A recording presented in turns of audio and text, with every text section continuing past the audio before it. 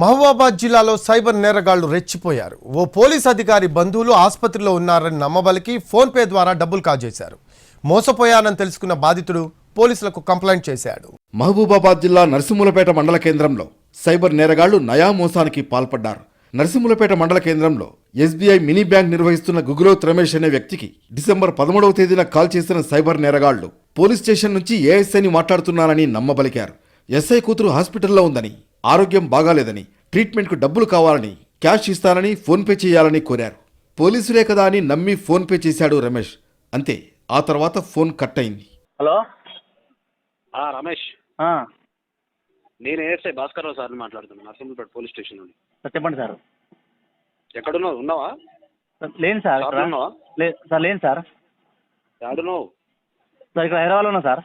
కాదు, ఇప్పుడు ఎస్ఐ గారి దగ్గర ఒక 85,000 క్యాష్ ఉంది సార్. సార్ సార్ సార్ ఈ క్యాష్ అర్జెంటుగా తీసుకొని సార్కు ఫోన్పే చేయించాలి. సార్ సార్ సార్ వాళ్ళ పాప కొంచెం ఆరోగ్యం బాగాలేదని హైదరాబాద్లో ఉన్నారు హాస్పిటల్లో. సార్ సార్ వాళ్ళకి అర్జెంట్ పంపించాలి. ఎవరి దగ్గర ఆన్లైన్ లేవు, క్యాష్ ఉంది చేతిలో మొత్తం. కనుక్కుంటా సార్. అకౌంట్లో ఉన్నాయో మరి క్యాష్ బ్యాగ్ ఉందో కనుక్కుంటా సార్. ఒకసారి ఫోన్ చేస్తా. కాదు రమేష్, ఎట్లన్నా ఏర్పాటు చేయాలి. ఎస్ఐ గారు కొంచెం పర్సనల్గా అడిగిండు. మళ్ళీ నీకు ఏమైనా హెల్ప్ కావాలన్నా చేస్తాను. అదే అర్థమైంది సార్. సార్ ఎంత 80 సార్? 80 ఎంత సార్? 80,000 క్యాష్ ఉంది మన దగ్గర. సార్ సార్ ఏమన్నా చార్జెస్ 1,000-2,000 అయినా ఏం కాదు. అట్లా కాదు కానీ సరే ఫోన్ చేస్తారు. ఇప్పుడే ఫోన్ చేస్తా సారా కనుక్కొని. ఒక 50-60 వరకు అన్నా ఎంత వీలైతే అంత. సరే సార్.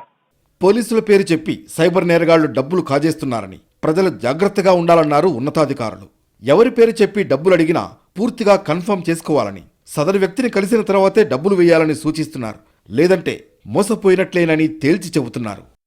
మా ఎస్ఐ గారికి డబ్బులు అవసరం ఉన్నది, మా దగ్గర క్యాష్ ఉన్నది, మీరు ఆన్లైన్ ట్రాన్సాక్షన్ చేస్తే మీకు 80,000 రూపాయలు క్యాష్ ఇస్తామని చెప్పడంతో ఈయన మాయమాటలు నమ్మి అతను అన్నోన్ నెంబర్కి స్కానర్ పంపిస్తే దానికి 80,000 రూపాయలు కొట్టడం జరిగింది. దాని తర్వాత మొబైల్ ఫోన్ స్విచ్ ఆఫ్ రావడంతో అతను మోసానికి గురైనట్టు గ్రహించి స్టేషన్కి రావడం జరిగింది. మరోవైపు నరసింహులపేట మండలంలోనే ఈ మధ్య వరుసగా 4 కేసులు నమోదయ్యాయి. సరిగ్గా ఇదే మండల కేంద్రానికి చెందిన చీకటి రమేష్ అనే వ్యక్తికి క్రెడిట్ కార్డ్ అప్డేట్ కొరకు లింక్ రావడంతో ఓపెన్ చేయగా 71,000 కాజేశారు.